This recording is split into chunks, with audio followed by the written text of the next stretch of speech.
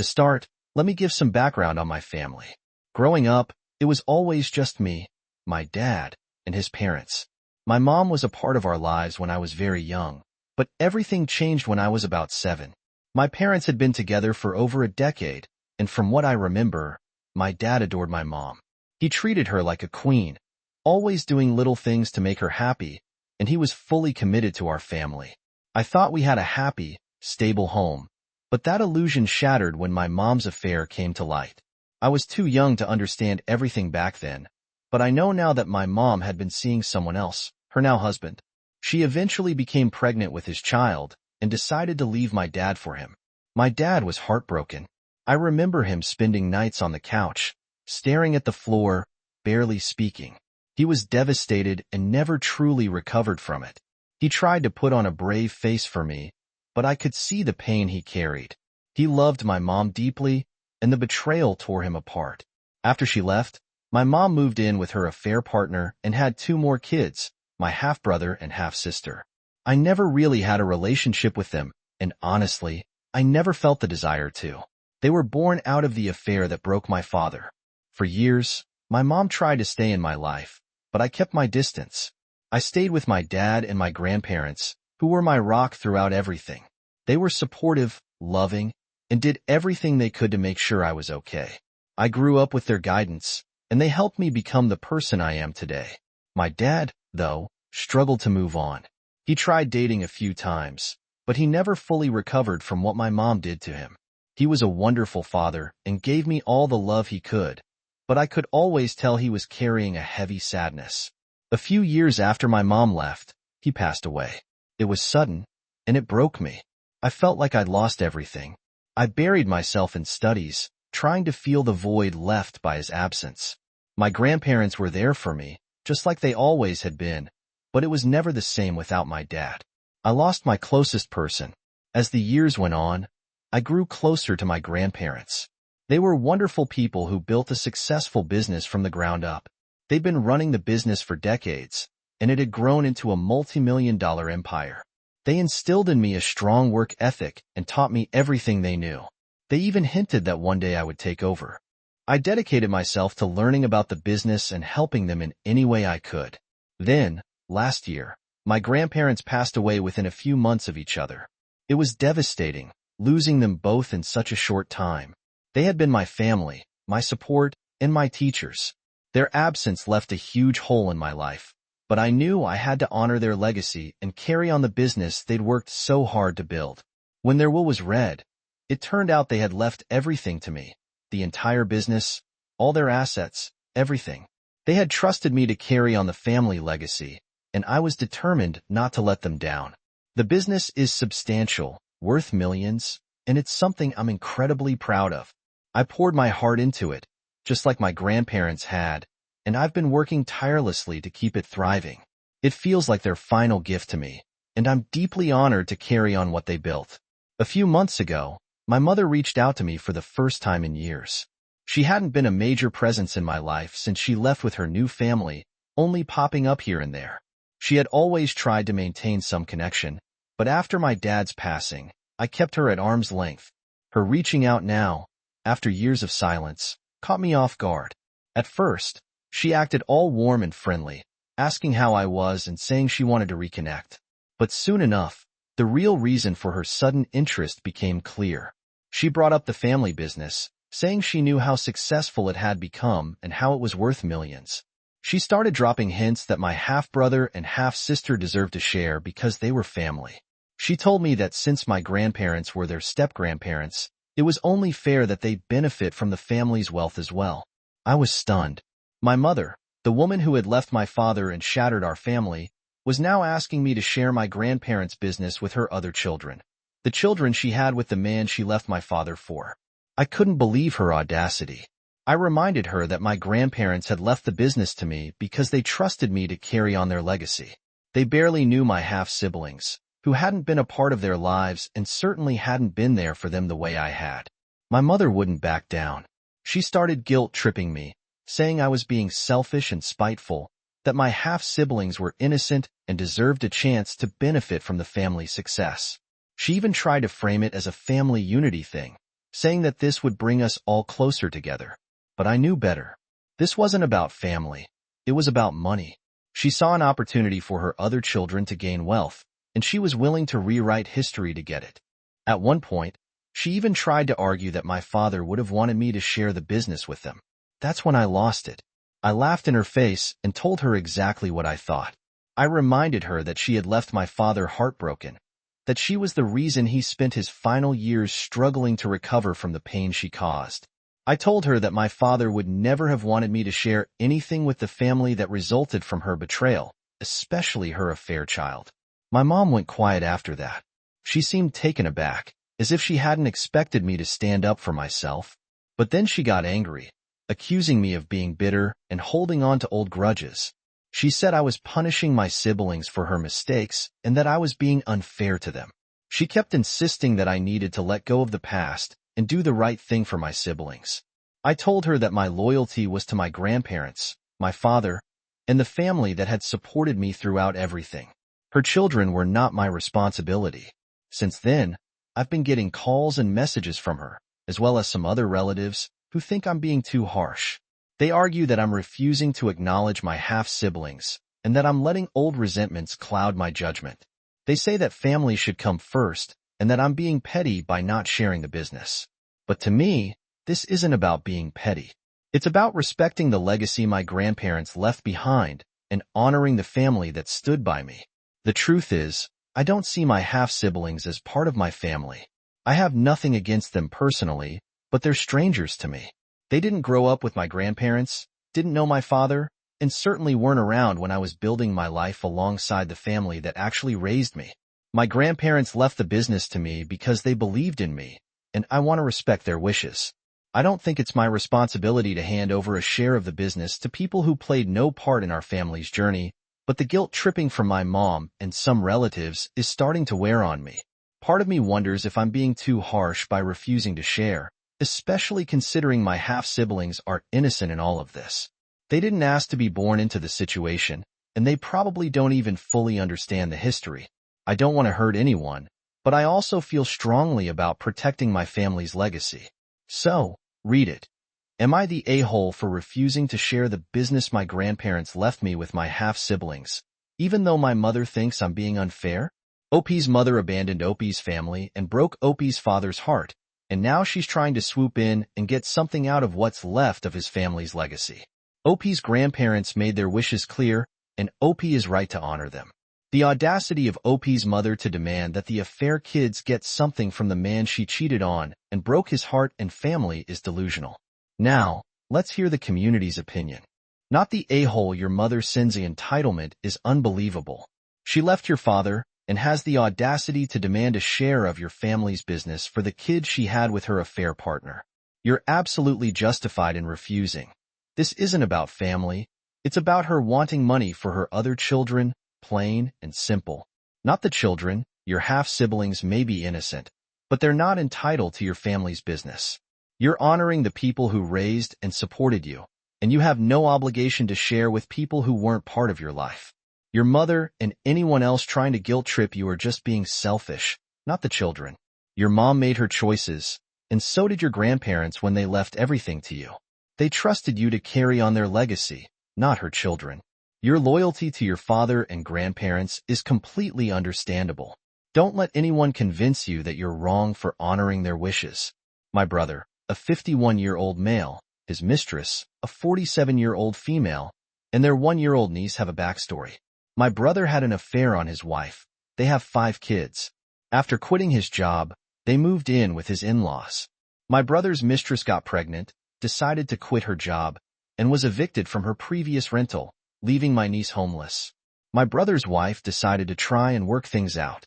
I ended up having a lot of family pressure to allow my brother's mistress and my niece to move into my rental to try and create a stable environment for my niece. Eventually, I agreed to allow them to move in with a couple of conditions. 1. Pay $500 each month. Most of it goes to the cost of utilities. 2. No dogs.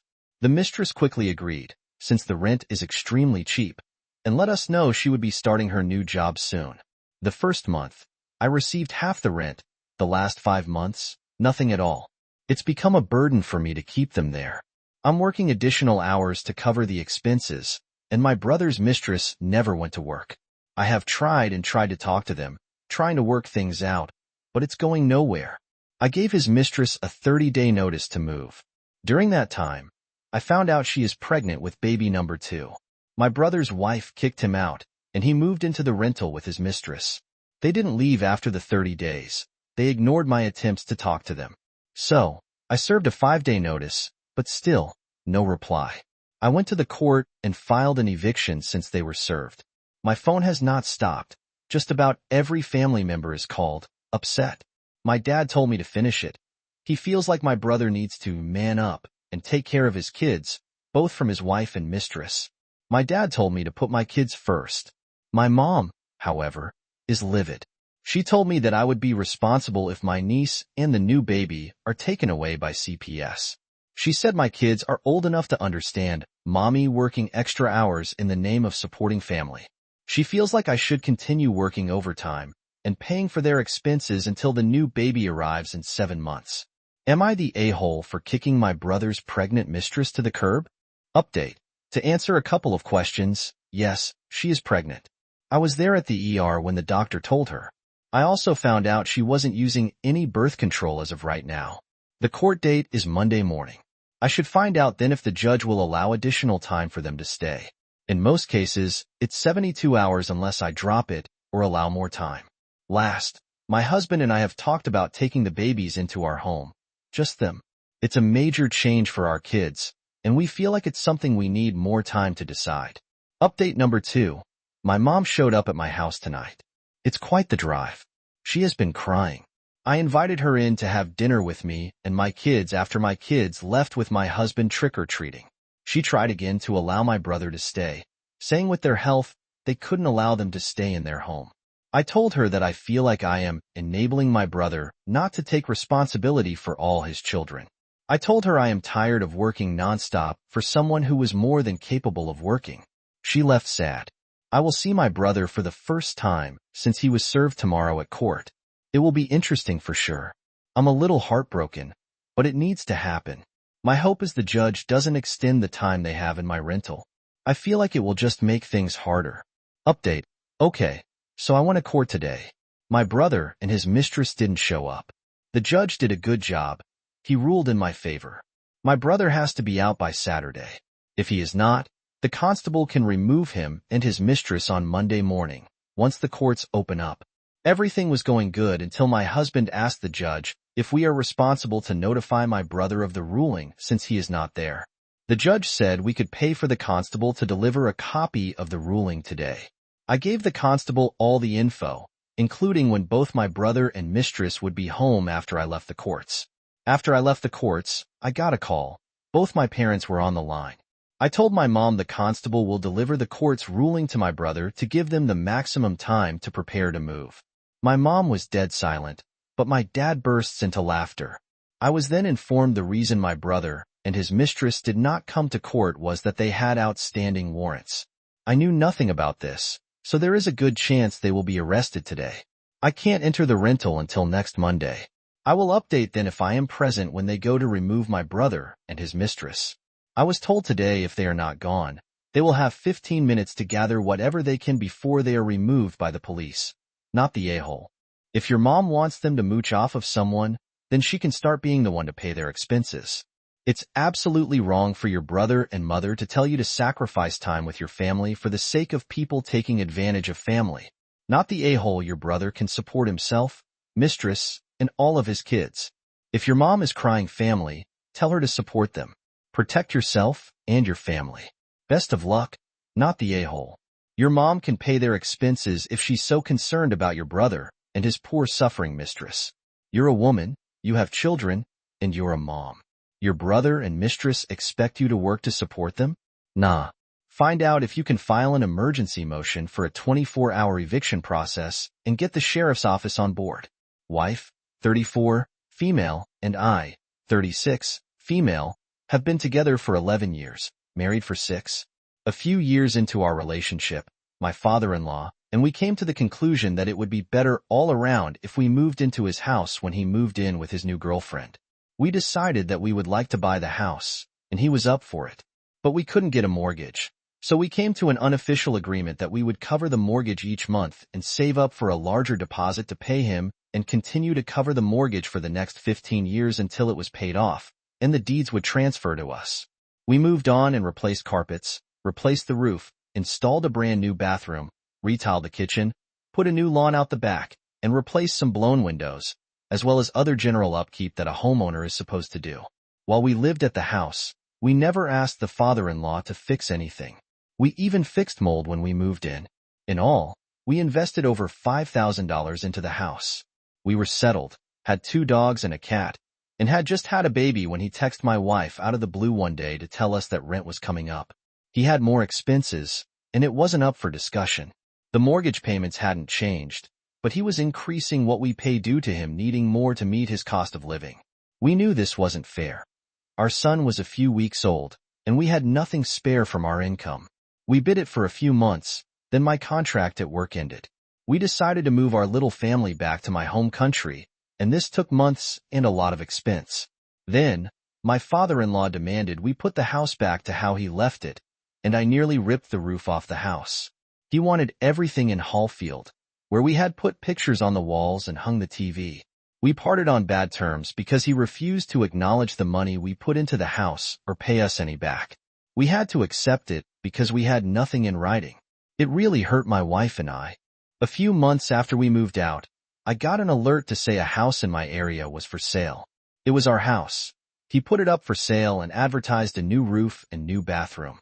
It sold a few weeks later, and I'm sure the money would have allowed him to make even a token gesture. But we heard nothing. Fast forward 4.5 years later, and we are home for a holiday. My wife wants to meet with her dad and wants me to go with our 3 kids.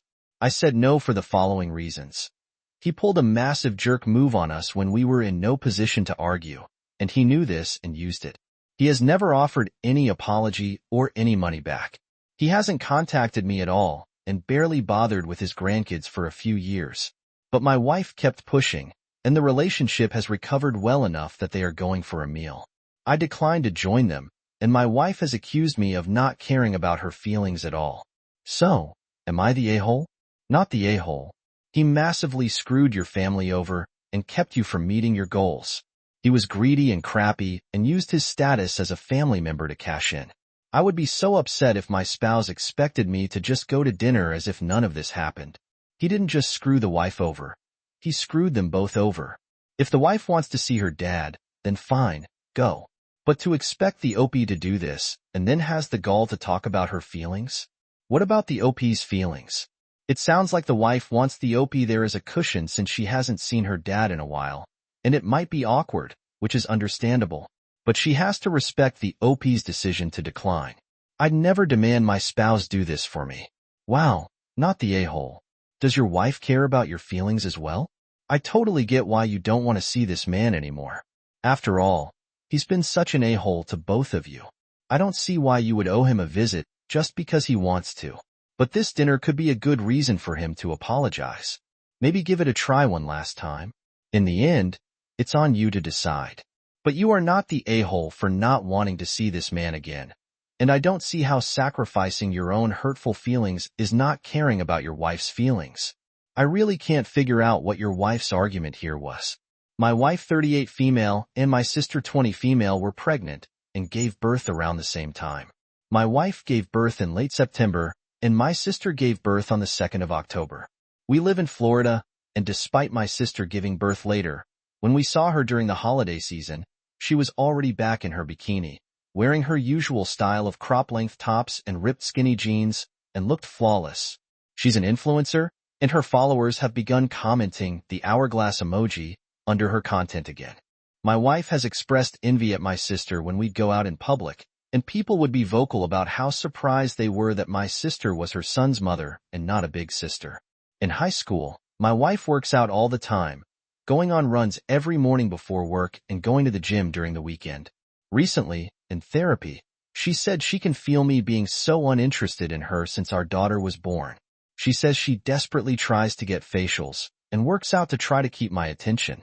I felt bad that my wife seemed to be exercising so much, but the scale never seemed to budge, and she was left agonizing over the fact that she had the beginning of the stereotypical gaunt runner's face.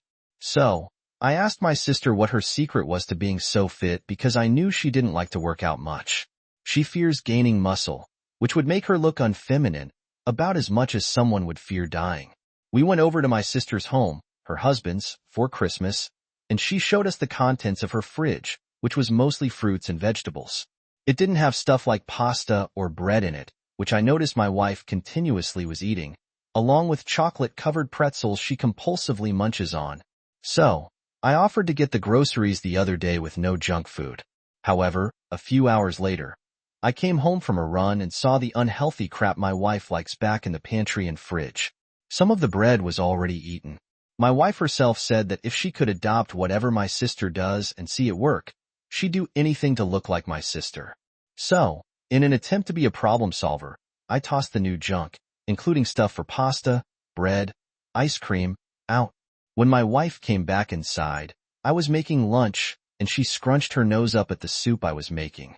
Before I could stop her, she went to the pantry and got furious when she saw that I had tossed out her food. I said that she wanted to look like my sister, so I was trying to help make that happen. I told her she didn't need any of the so-called comfort food, and she started screaming that it's all gone from breastfeeding and that she couldn't believe I was comparing her negatively to my sister. She said my sister was a stay-at-home mom with a husband who pays for her personal trainer and someone to cook their food for them. She started crying that she's lost me since our daughter arrived. Am I the a-hole for trying to solve my wife's body problem in a productive way? Yes, the a-hole here. Here's your sister's secret. She's 21, and your wife is almost 40. I could eat 24/7 at 21 and not gain an ounce. God, you're an a-hole, yes, the a-hole for so many things. Here, yes, the a-hole for throwing out her food without discussing it with her. Yes, the a-hole for not understanding that a 21-year-old and a 38-year-old are going to react totally different to a pregnancy. There is no medical way a 38-year-old is going to bounce back like a 20-year-old. Yes, the a-hole for being so obsessed it is hurting your wife. Yes, the a-hole for so many reasons, but comparing the postpartum journey of a 38-year-old to a 21-year-old who has a trainer and chef is top of my list. It's also only been 3 months. Jesus, the pressure women are put under is ridiculous enough without a spouse contributing to it. My Uncle Chris is a great guy, and our families have always been tight, but I am planning a wedding, and he is driving me back crap insane. Chris hates my future mother-in-law because he worked his whole life at the same company, waiting to get into a certain position, and they decided to hire externally. Mother-in-law got the job, but it was hard on Chris because she typed her resume on her phone and clearly didn't proofread it. It looked like a high school kid wrote it, and she refused to interview. He is put off by some of her other behavior, but mainly that resume because it was a joke, and he waited his whole life for that position. Every time they are in the same room due to pre-wedding festivities, he has to take some dig at her. He said she was too old for the color she was wearing, a color he told my mom not to let her talk to my dad because she would duck anyone. He randomly threw a shirt at her when she was wearing a bikini and called her attention-seeking. It was a pool party, and she was not the only one in a bikini.